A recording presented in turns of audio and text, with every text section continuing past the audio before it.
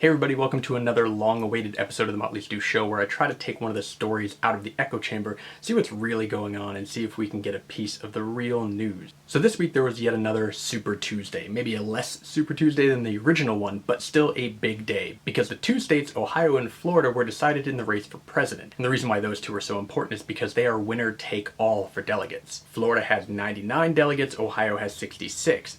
This is of course talking about in the GOP side of things. What we witnessed this week was Rubio finally deciding to drop out. He had put all of his hopes and dreams on Florida, his home state. He figured he could take that, get 99 delegates, boosting his delegate count, and put him in the running. It didn't. He got clobbered. He got absolutely demolished in his home state. Trump beat him soundly.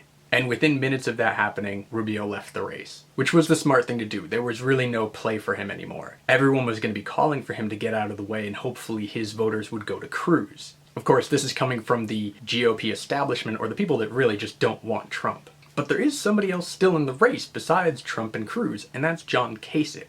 John Kasich was the only person who managed to actually take a state away from Donald Trump last Tuesday. He got his home state of Ohio, so he got those 66 delegates. Did it put him really close in the running?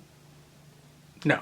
Now over here, you're going to see the delegate counts, and you can see what happened after Tuesday. Kasich isn't even close. In fact, he's still got less than Rubio has, and Rubio dropped out. Now Cruz is only about 260 delegates behind Trump, and that's not insurmountable. But according to people who actually watch this very closely, Cruz is going to have to win about 80% of the delegates this way forward. And that might be really hard to do, especially considering some of the states that we have coming up. Arizona, where Trump has already gotten the endorsement of Sheriff Joe Arpaio, Governor Jan Brewer, big names in those states, whether people like them or not. And then of course, when you go to New York, that's one of Trump's home states. He's going to have some of the business vote there. And the biggest problem for Cruz is that nobody likes him. The people voting for him are constitutional conservatives, and they are die-hard in the wool, most of them being Tea Partiers.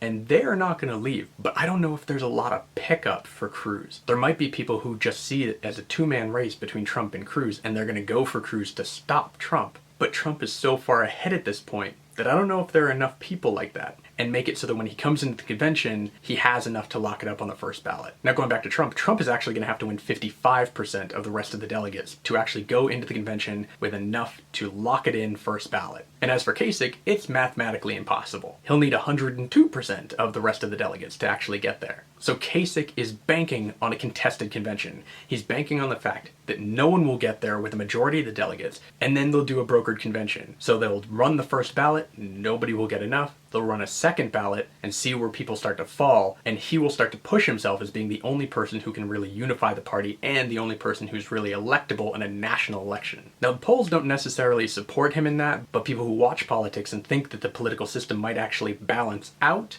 yeah, I can see the reason why they would think that, because Kasich is a moderate. He's more palatable to the general public. While Trump has his about 40% of the country that is voting for him and they are die-hard, 40% of every state is not enough to win. That's not a majority. And if he goes up against Clinton or Sanders, they pick up even just 42, 43% of those states, he'll lose every one of them. And we've seen 49 states to 1 before. And it could happen again. Cruz, on the other hand, may actually have enough support to win states. But Cruz's problem, again, nobody likes him. Even the Republican senators that are currently saying, yeah, we'll come out and support him, are doing it with, like, a sense of true ickiness. But they'd still rather support him than support Trump. Their other biggest problem is Trump has said if he goes into the convention and loses the first ballot and actually doesn't get the nomination, he will run third party. And there are already some influential people in the conservative movement who are saying right now, this weekend, they're going to meet and possibly come up with a third party candidate they can run against Trump if he does win the nomination. And if either of those scenarios happen, the GOP is doomed. They'll split their vote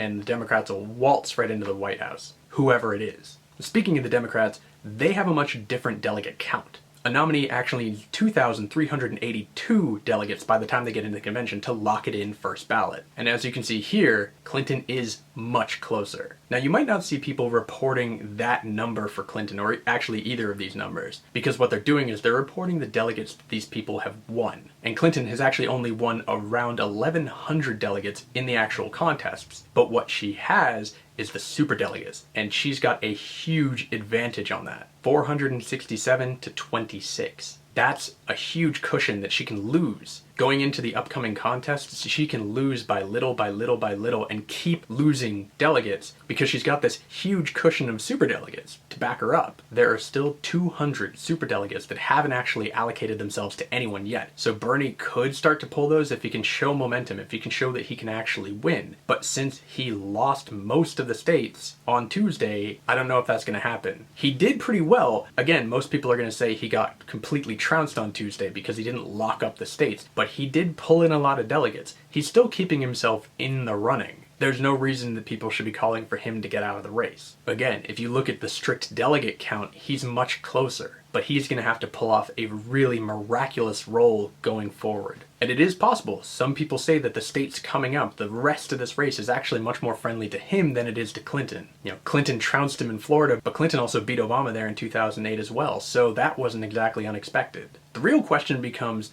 who can actually beat who in a general election? And you're going to hear everybody saying that they have a poll that says that they can win. And honestly, there probably is a poll that says each of them can win, which is why looking at polls right now is pretty much useless. You have to wait until people that are being asked about this are faced with the real choice. Everything right now is a hypothetical. What if Donald Trump was the nominee? What if Cruz was the nominee? It's all what ifs. Until they're actually faced with the real choice saying it's going to be Trump or Clinton, or Trump or Sanders, or Cruz or Sanders. That's when people make a real choice. And that's when the polls are going to start to show real numbers, if you believe in the polls at all. But from my point of view, if Trump does lock up the nomination, or if he does run third party, he's got the most negative baggage possible. The things he has said on the campaign trail go far beyond the pale of what any presidential candidate has ever said. The actions that he has taken so far are leagues underneath what somebody would call presidential demeanor. And all of that is going to be thrown back at him during a general election. And also what people don't seem to be talking about as well is his negatives. These are numbers of people who say they view him negatively, which is likely saying they will never vote for him even if he's on the ticket. And he's got the highest negatives in recorded history since they've been taking that statistic. That's bad. That means a lot of people in a general election would just not come out for him, period. They might just stay home. We all have to wait and see. So what do you think? Where do you see the race shaping up? Where do you think the race is going to go? Who do you think is actually going to come out to be the two nominees? Do you think Sanders still has a chance? Do you think Cruz has a chance? Do you think it's just going to come down to Trump and Clinton? And some people think at the GOP convention there's going to be a contested convention and a whole new candidate is going to be brought in, like Paul Ryan. I don't think so, but it could provide for a lot of fun TV.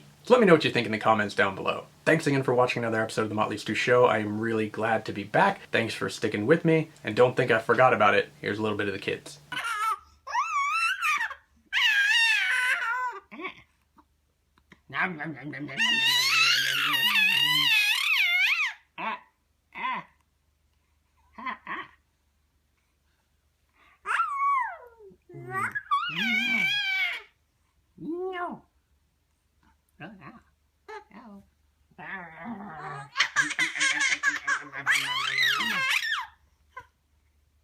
You're loud.